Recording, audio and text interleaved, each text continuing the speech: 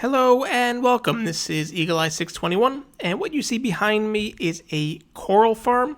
This farm will give you both the tube and the fan variety. It'll generate a little over 3,600 per hour, eating about 1,300 bone meal in that same amount of time, which gives you a rate of about 2.8 coral per bone meal. It will give you roughly evenly between the fans and the tubes, and also roughly evenly between the 5 colors of each. I'm going to show you how to make this. We're going to talk about some updates and improvements from some of the older designs that you might have seen or used, so you'll know how to fix those in your world. And I will explain why it is that this farm is actually special in terms of tools, which is unlike any of the other farms. And we'll also just talk generally about the spread of the coral. But before I do that, if you could take a moment to just scroll down and hit that like button, lets me know that you do like these kind of videos, and do double check to make sure you're still subscribed, as YouTube sometimes does like to unsubscribe people. So let's start by talking about the location. You can see right here that we are in a warm ocean biome. This does have to be in a warm ocean. If not, you won't generate any of the coral. It'll just be the seagrass, which may be useful for a turtle farm, for example, but mostly we're going to want to do this for the coral, and this can double as both. In terms of the spread, if you read that sign or you're looking on my screen, you can see that we have 8 blocks of spread from the original. So this is the block it was generated on. So this would be 2, 3, 4, 5, 6, 7, and 8 right here. And you can see on this side we have that same spread on the 8th block, also here on the 8th block. However, on this side, it only ended up spreading to the 7. I don't know if that's a directional issue or just a very rare. The closer it is, the more frequently and more likely it is to generate. So just be aware of that. And these are generated, of course, with a dispenser and some bone meal. You can do this by hand, but not for the farm. Now, in terms of why this is very unique and special in terms of tools, it's because in order to collect this coral, you are going to need a tool with silk touch. I like the pickaxe. If you want to collect the seagrass, you are going to need some shears instead. So generally speaking, you have to choose between whether you're going to be collecting the seagrass or the coral. However, in 1.9, they removed the ability to have silk touch on your shears, which means that if you still have some of these older shears, as I explained in my tools video, then you can still actually use this for both at the same time. And that's what makes this farm unique in terms of these very special tools. Do keep in mind that for your silk touch tool, it will not take any durability damage. For your shears, they will. So if you're using this for seagrass, especially if you're using this with your special shears, you are going to need to make sure you set up a system to give you some XP. But realistically, I'm sure most of this is just for your silk touch coral, or if you grab some shears, you don't really care about them. They're easy enough to make and re-enchant. In terms of how to use this, we are going to jump to this side over here, and we're going to put ourselves into survival mode. We're going to grab our silk touch tool, and we're going to aim kind of for the bottom of this block right here in between these two. We're going to press left click and then hold F3 and press T, and you'll see it'll reload a resource pack. I don't use any resource packs, so that doesn't matter. It'll do the same for you. And then you scroll over to the side until you hit the powered rail. It's going to give me a little bit of trouble, of course, because I'm on camera. Let's jump in and bounce back and forth. And then you do want to just adjust your cursor to make sure you're getting the fans directly in the front as well as in the back. And then you can go AFK overnight, and you can come back to more coral than you will need in your world. But, that's why. Now, those blocks in the back that you can't reach, that is part of the design. It does not affect the rates. Also, these blocks on the side, sometimes something will generate that far out. You'll hit it because it's been bone mealed, and it'll get stuck underneath the lip of the block. That is also part of the design and does not affect your rates. So I'll explain that as we go along so you know why it is that we're doing these things. And then as soon as you come back, you just click the button, and then you can jump out, and that's all there is to it. You get all of the coral that you want. Mostly this is for decoration, but the fans are useful for your TNT dupers. This chest right here being where you keep the bone meal, and that chest over there does collect the rest of the coral that you don't get in your inventory or when your inventory fills up. So now let's talk about what you need to make this and show you how to make this. And those are the items in this chest right here. You can see we have about 2.5 stacks of blocks. These don't have to be smooth stone, they can be any full block you want. The glass also can be replaced with any full block. These detector rails and powered rails do have to be 2 of each, as well as 9 of these normal rails. The slabs and the signs are also replaceable, you'll see as we go along. You're going to want a dispenser and a dropper. If you're not doing an overnight AFK session, you can get away with just the dispenser. And similarly, you don't need the hoppers or the chests if it's just going to be a very short AFK session. You are going to need these 12 redstone dust. And this dirt is really any block that you can break quickly. So dirt does fit that bill. If you have some perfect shovels, you can insta-mine that. If you have a slime farm, that works too. You're going to need some water, some bone meal, and I'll throw up a max efficiency spawner farm in case you're wondering where to get this bone meal from. And of course, your tools. So let's get this and get started. And we're going to use this block right here as our center point so you can see where everything is. You're going to want to watch me do this before you start to build it in survival because there is going to be some block destruction, which I know is irritating if you're in survival after you place something down, but just so you can see where everything goes in relation to each other. So we're going to want to go 6 blocks out on either side. So this is 1, 2, 3, 4, 5, and 6, and then up 1, just like that, and also 6 blocks this way. That's 1, 2, 3, 4, 5, and 6, and then up, just like that. We're going to put our power rails next to this block, and then a detector rail next to that. We're going to put a powered rail next to that block, and a detector rail next to that. And of course, if we've done things correctly, it's 1, 2, 3, 4, 5, 6, 7, 8, 9 of these regular rails. Now we're going to come along this way, figure out where our dispenser is going. So our dispenser is going to end up going 1 above. So for our dropper, it's going to go 1 below, just like this. And then the dispenser goes directly on top. And this is going to be filled in with some blocks, just like this. But before we fill it all the way in, we're going to want to hook up the redstone to this.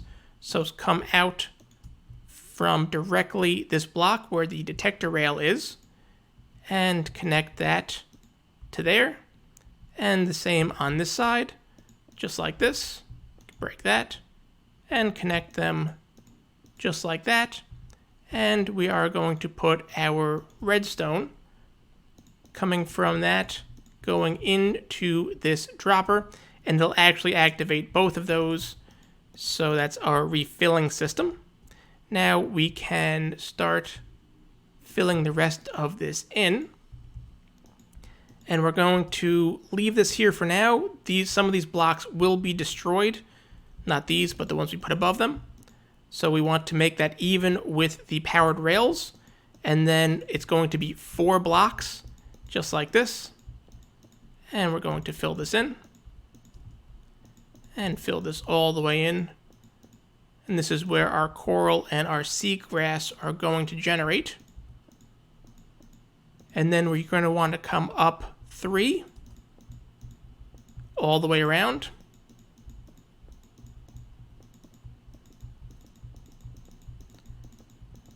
And again, some of these blocks are going to get destroyed, so do make sure to watch before you start making the farm yourself. And then I also like to add some half slabs on top. These aren't strictly necessary, but extraordinarily rarely you may lose an item. Just make sure you don't lose any. Talking about a 0.0 something% to a 0%. I also just like the look And this shouldn't be spawnable anyways because you're not going to move far enough away, but always a good idea. And then for the player, we're going to want to go one above and one back, just like this. And make this all the way across with some of these half slabs. And then put some signs on both.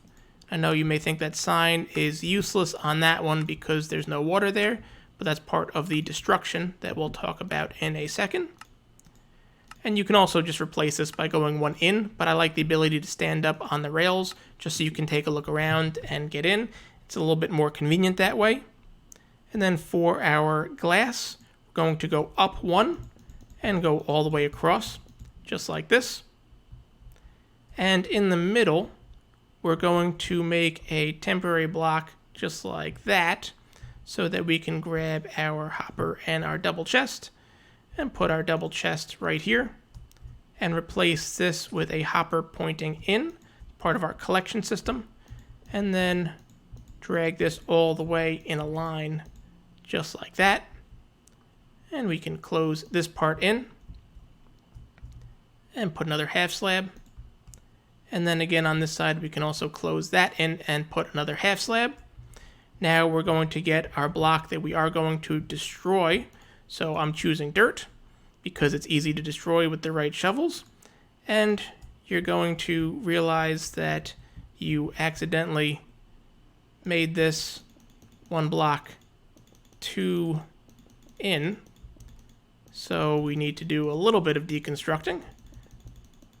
Camera problems, always a camera problem. And make that block on this row because you want to have all four exposed. Some of you probably yelling at your screen as I was doing that. Let's fix that up real quick. And these corners are always optional, but take that option if you want and bring back those half slabs. And now you'll see why we needed the 44 dirt instead of less. And we're just going to fill this in on the second block. So there's one underneath. And just fill this all the way in.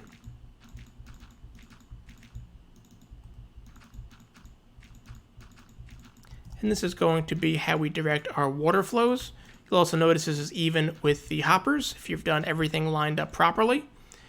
And then grab some of your water and turn all of this back wall into source blocks. And you'll see that the water does flow towards the hoppers.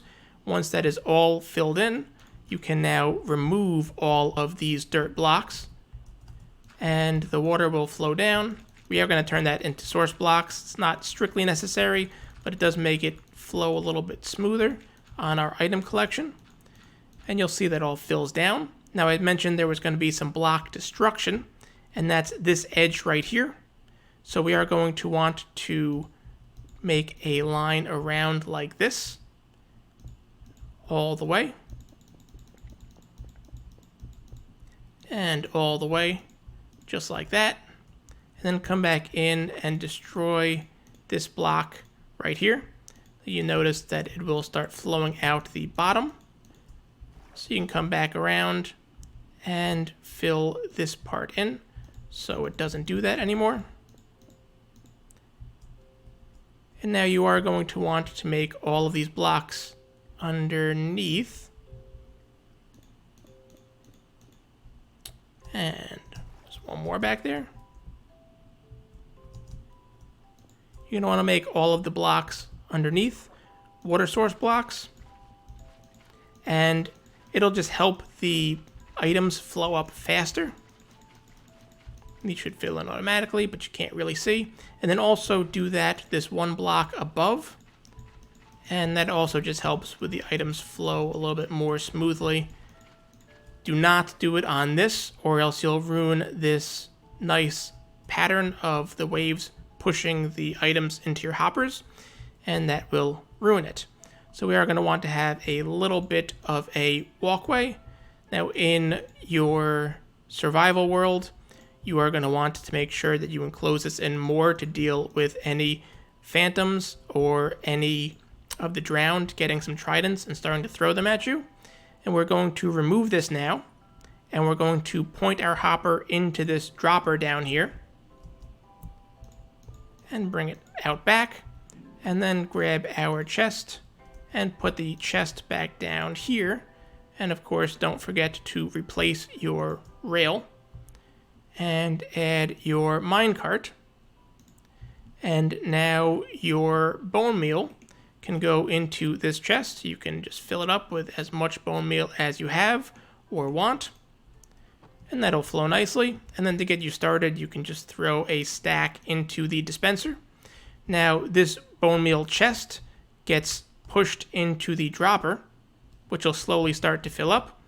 And when these redstone lines activate, they'll actually activate both the dropper and dispenser at the same time, so that the bone meal gets pushed from the dropper into the dispenser to make sure the dispenser remains filled, and the dispenser will bone meal this area, creating all of your coral so that you can get it.